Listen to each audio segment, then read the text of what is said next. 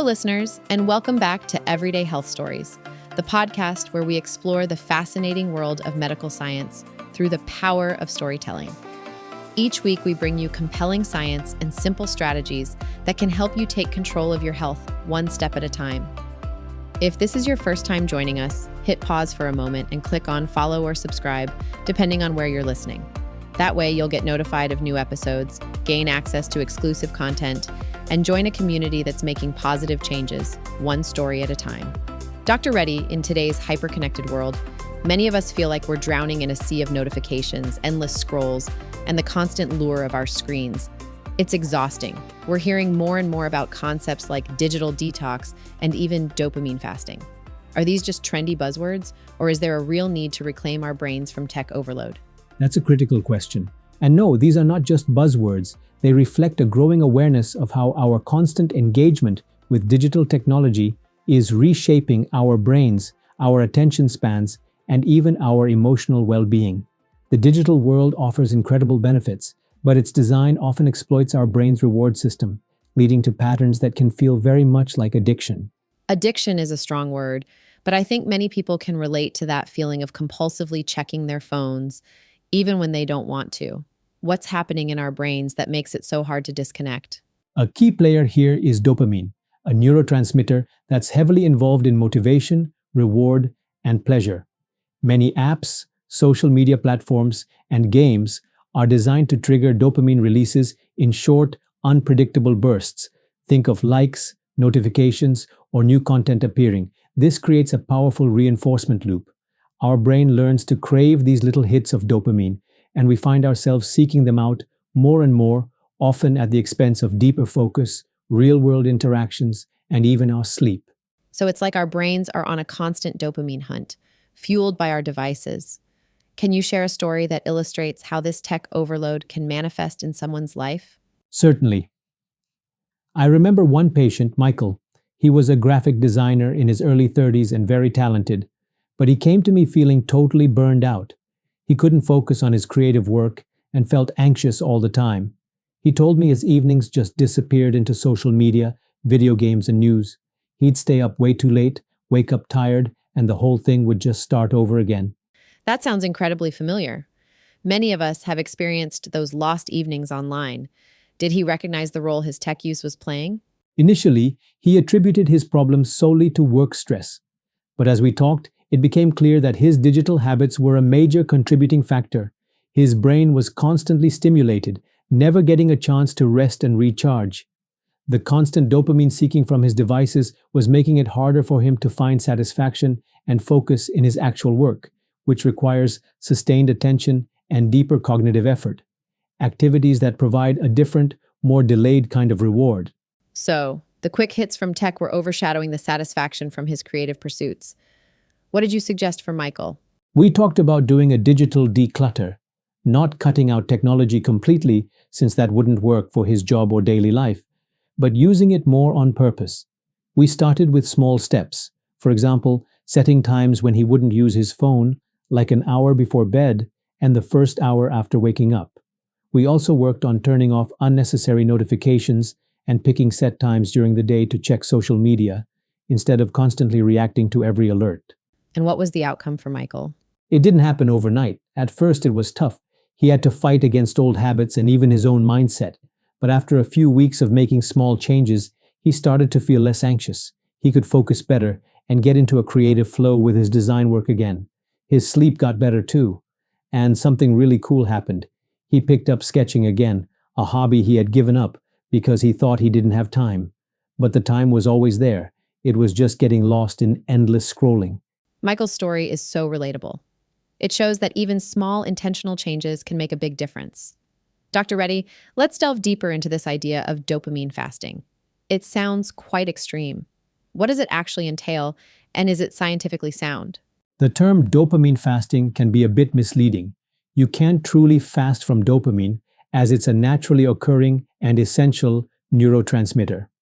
The concept, popularized in Silicon Valley, is more accurately about temporarily reducing engagement in activities that trigger high levels of dopamine release in an impulsive way, particularly those related to technology.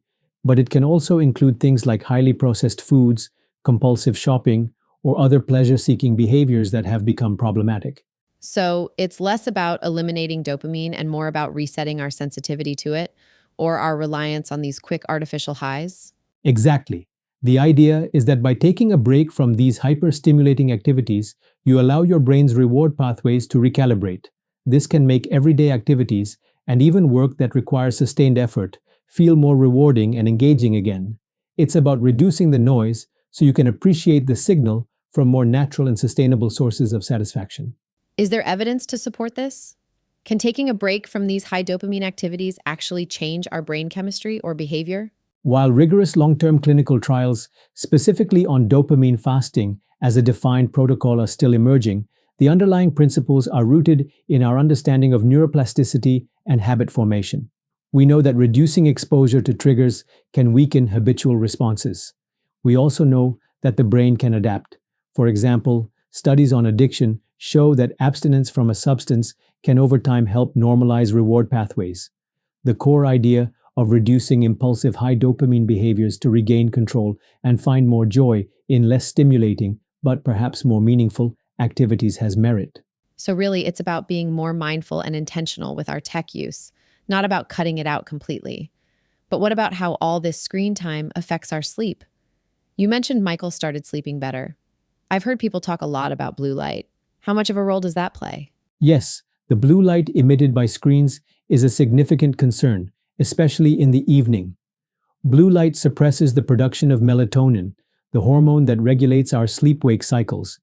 Exposure to it at night can delay sleep onset, reduce sleep quality, and disrupt our circadian rhythms. This isn't just about feeling tired. Poor sleep has far-reaching consequences for our physical and mental health, including impaired cognitive function, mood disturbances, and even a weakened immune system.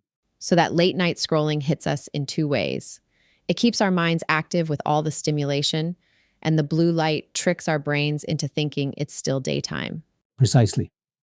This is why creating a digital sunset, a period of an hour or two before bed that is screen-free, is one of the most effective strategies for improving sleep hygiene in the modern age. That makes a lot of sense. Dr. Reddy, we've talked about the problems and the science. Now let's focus on solutions. For listeners who feel overwhelmed by tech and want to reclaim their focus and well-being, what practical steps can they take to implement a healthier digital lifestyle? Beyond Michael's initial steps, what does a more comprehensive digital detox or a mindful tech approach look like? It's about building a toolkit of strategies and finding what works for the individual. Here are some key approaches. First, conduct a digital audit. Understand how much time you're actually spending on different apps and websites.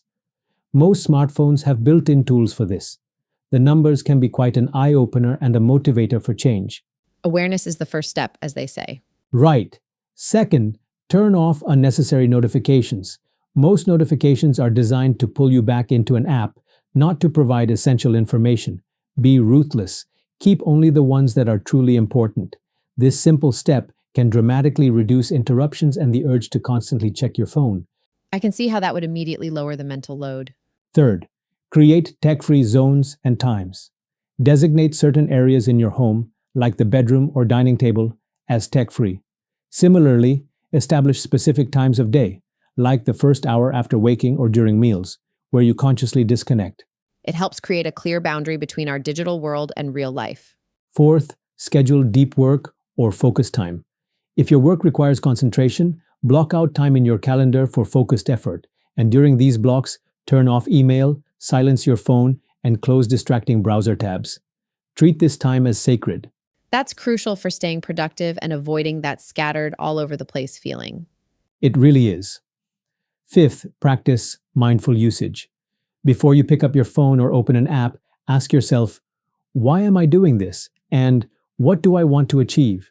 This pause can help differentiate between intentional use and mindless habit.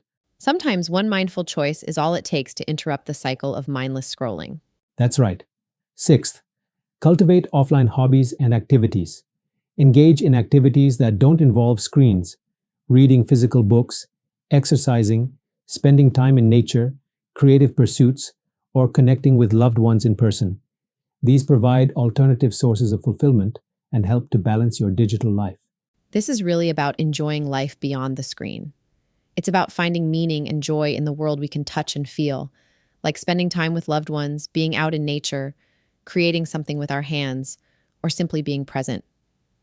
When we spend less time glued to our phones, we open ourselves up to real moments that make life feel fuller and more connected. Exactly. And seventh, consider a periodic digital detox. This could be a full day on the weekend, or even just a few hours where you intentionally abstain from all non-essential technology. This can be a powerful way to reset and observe how you feel without the constant digital input. And for those interested in the dopamine fasting concept, how might they approach it in a balanced way? If someone wants to explore that, I'd suggest focusing on one or two specific problematic behaviors rather than trying to eliminate all pleasure. For example, they might choose to abstain from social media for a week or avoid online gaming. The key is to be specific, set a time frame, and reflect on the experience. What did they notice? How did their mood and focus change? What did they do with the reclaimed time? It's an experiment in self-awareness. That makes it feel much more doable. Not about giving things up, but about learning how to use technology in a healthier way and resetting our habits. The goal isn't to live a life devoid of pleasure or technology, but to cultivate a relationship with technology that serves our well-being rather than detracts from it. It's about using these tools consciously and intentionally so we control them, not the other way around. Dr. Reddy, this conversation has been incredibly insightful.